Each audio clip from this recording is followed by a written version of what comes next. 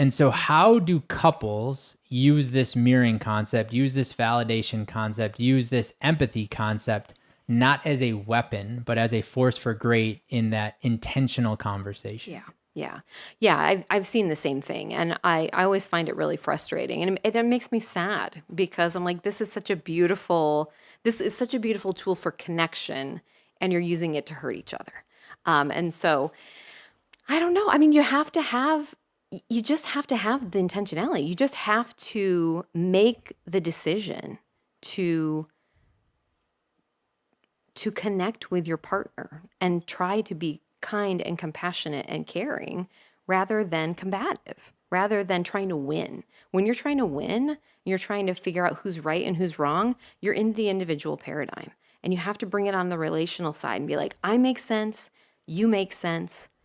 Let's figure out what makes sense here so that we can actually make change here so that, this is a win-win rather than a win-lose. Because in a relationship, if one person is winning, the other person is losing, and everybody loses when you're in a partnership and one person loses. You want it to be a win-win of some sort. Yeah, I remember when I first got married, somebody asked me, like, what do you think the relationship from a give and take perspective needs to be? And of course, I was young and smart ass. I'm like 50-50. And the guy looked at me, he's like, that's a recipe for divorce. I'm like, well, what do you mean? How is that a recipe for divorce? I get 50, she get, like, that sounds pretty logical. He's like, the relationship must be 100-0 at all times. Like, you are all in for your partner. Yeah. And their perspective, even if you don't agree with it, at all times. Yeah. And she is all in for you at all times. And that can be really hard to maintain. Oh, incredibly difficult. Because we have a tendency as humans to keep score. Oh, yeah. Whether we want to admit it or not. Oh, yeah. So as you watch couples go through this work, how often does the work lead to the transformation that they're seeking in the relationship? And how often does the work lead to the departure from the relationship because there's recognition of, like, this isn't a good match? Well, it's hard for me to give you any sort of numbers on that. But I will say what I think it depends on most is, are you actually doing it? What I see a lot is I see couples that'll come in for couples work, but the only time they're using the dialogue is that 50 minutes when they come and see me. And, I used to be a Spanish teacher. And if the only time you are speaking Spanish is when you are in Spanish class with me, you are not learning any Spanish. And so that's what I liken it to. Nada. Ni una palabra de español. And so I think that if you are doing the work, you are going to see the results, because this is designed to create safety. That safety allows for connection and vulnerability, and that is what you need in order to be able to get from this power struggle to this mature, conscious connection that feels a lot like the romantic love phase, right? Because you start feeling excited again, you start feeling in love again. And it's always going to turn back over. It's a spiral. You're always going to turn back over and find a new thing to butt heads about. But that's not a problem if you know that conflict is growth trying to happen. Right. Conflict is growth trying to happen. Yes. So embrace the conflict intentionally. Yes, absolutely. It's trying to teach you something. One partner's growth is the other partner's healing, right? So when I'm growing, I'm stretching toward you. I'm moving outside my comfort zone. I'm doing something I wouldn't maybe normally do. I'm embracing a part of myself, stepping into a part of myself that I've put away. And that is growth for me. And that heals a part of you that needs it, where no one stretched for you when you were growing up. Wow. And then as I then stretch in return, you're healing at the same time. Exactly. When does the work stop? Oh, never. No, sorry.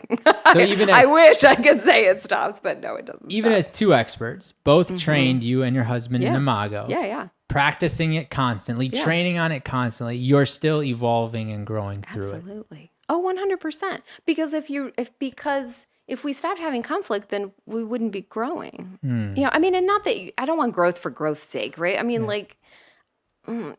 I get it that there are times when you're just settled, right? And then there are times of growth. But there's still plenty to heal. there's still plenty of room for me to grow. You know, I still need to grow in sharing my feelings with him, right? That is something that I put away when I was younger because I learned that it was not helpful for me growing up, right? I got a lot of negative feedback when I expressed a negative emotion. And so I said, oh, that's not a valid strategy. That's not safe.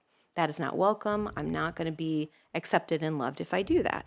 But for him, when I don't tell him how I'm feeling, it triggers a whole bunch of stuff from his childhood.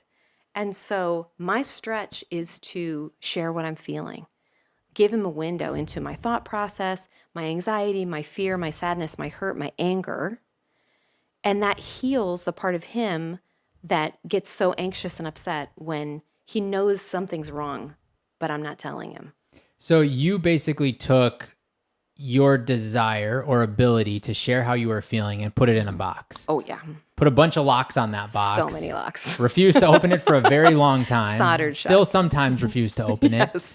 And he too has his things that he's put in a box and keeps shut. Yes. But through all the work you've done, can you identify any patterns of things that you can see most people or most couples have inside of the box that they're unwilling to touch and access? There's a lot of variety there because everybody's childhood was different. And I mean, one of the things is that in Imago, we talk about these repressive messages that you get growing up.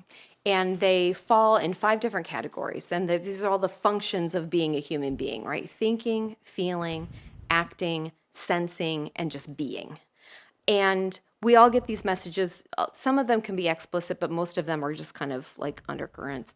And we learn how to be in the world in a safe way and belong based on these messages, right? So what to wear, what to say, how loud to be, which parts of your body to move at what times, all of these different messages.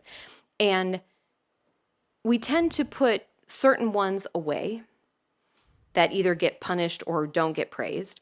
And we work on the ones that get us love and attention and don't get us punished. And our partners often have access to the parts that we don't have access to. And when we first meet them, we're like, oh my gosh, this person is so amazing. Like you see all of the things that you want for yourself, but you don't have access to. And you're like, oh, it's so juicy. It's so delicious. Like, oh my gosh, you admire them so much.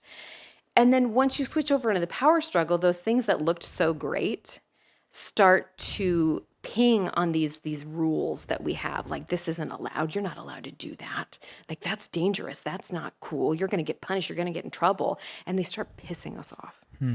And so we try to kind of impose our internal structure of rules on them and make them be in compliance with our internal rules and back in the opposite direction.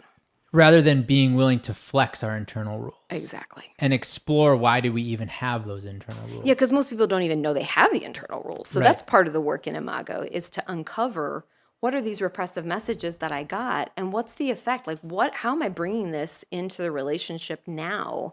And how can I recognize that and work on it?